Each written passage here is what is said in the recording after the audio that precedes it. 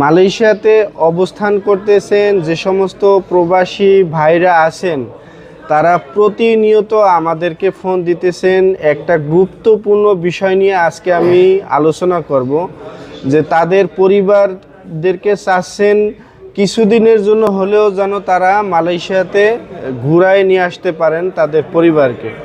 তো আমি আজকে এই বিষয় নিয়েই আলোচনা করব। যে কোনোভাবেই হোক, তাদের প্রশ্ন একটাই, যে তারা যেন তাদের পরিবারের মালয়েশিয়ার ভিসাটা করা যায় এবং কিভাবে করবে। তো সেই বিষয় নিয়েই আমি আজকে আলোচনা করব।